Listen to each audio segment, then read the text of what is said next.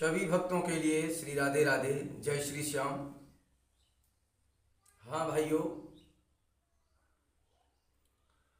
हम social media के माध्यम से ये कहना चाहते हैं, हमारे जो भी यादव समाज के कथावाचक हैं, शास्त्री लोग हैं, उनसे हमारा कहना है कि हमारे यादव समाज के ऊपर अभी इतना बड़ा अन्याय किया गया है, बड़ी ही शर्म की बात है। हमारा यादव समाज किसी की निंदा नहीं करता है, चाहे कोई कितना भी विद्वान हो, कितना भी पढ़ा लिखा हो। आखिर वो भी हमारे भारत के ही रहने वाले हैं, भारतवासी हैं।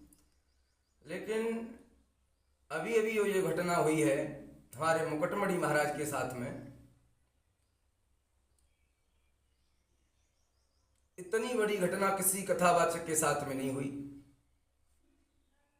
कहने के लिए 4 वर्ण हैं, ब्राह्मण, क्षत्रिय, वैश्य और शूद्र। लेकिन शायद उन लोगों को ये मालूम नहीं होगा कि ब्राह्मण, वैश्य और शूद्र की रक्षा करने वाला भी केवल एक क्षत्रिय होता है। क्षत्रिय ही तीनों वर्णों की रक्षा करता है। और आज उस क्षत्रिय यानी यादव के साथ में, यदुवंशी के साथ में इतना बड़ा घोर अन्याय किया गया है। तो हम तो यादव समाज के जो भी कथावाचक हैं उनसे हम ये कहना चाहेंगे, कुछ दिन पहले आप लोग एक दूसरे के प्रश्न उत्तरों में इतने उलझे हुए पड़े थे, किसी ने कुछ गा दिया तो किसी का कोई जवाब दे रहा है, चाहे जवाब आ रहा है या नहीं आ रहा है, लेकिन उसमें आप पड़े हुए थे। लेकिन आज हमारे ऊपर इतना बड़ा संकट जो आया हुआ है ब्राह्मणों के द्वारा, तो इस पर हमारे यादव समाज के कुछ कथावाचक ही बोल पा रहे हैं और कुछ बिल्कुल शांत पड़े हुए हैं।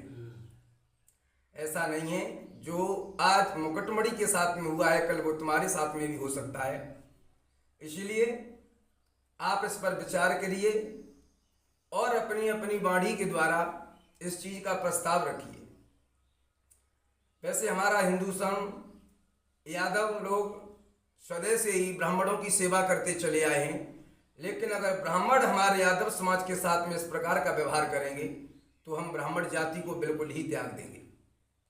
हम ब्राह्मण के द्वारा कोई भी घर में कार्य नहीं करवाएंगे, क्योंकि जब ब्राह्मण ही अत्याचार करेगा, जब राजा है चोरी करे तो फिर न्याय कौन घर जाए।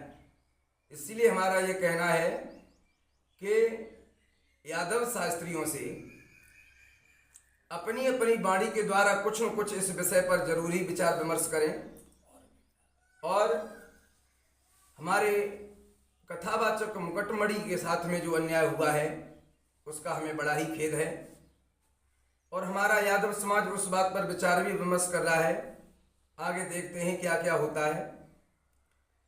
कहना केवल मेरा इतना है कि भगवान श्री राम ने, भगवान श्री कृष्ण ने ब्राह्मणों को सदैव ऊंचा दर्जा दिया है। प्रमाण मिलता है, भगवान के मित्र जो सुदामा थे वो भी ब्राह्मण परिवार से थे। भगवान कृष्ण ने सुदामा को अपनी जेट में भर करके अपने राज सिंहासन पर बिठाल करके उनके पैरों को आंसुओं से धोया था। पैरों में जो कांटे लगे थे वो अपने दांतों से खींच खींच करके बाहर किए थे। और आज वही ब्राह्मण हमारे उस यादव समाज पर इतना अत्याचार कर रहे हैं। ये बहुत ही गलत बात है आप लोगों की। हम केवल इतना ही कहना चाहेंगे अपने शास्त्री भाइयों से कि अपनी अपनी वाणी के द्वारा 2-2 शब्द बोल करके इस जो घटना हुई है ब्राह्मणों के द्वारा, इस पर जरूर ही विचार करें और कुछ न कुछ अपने प्रस्ताव रखें। जय श्री राधे।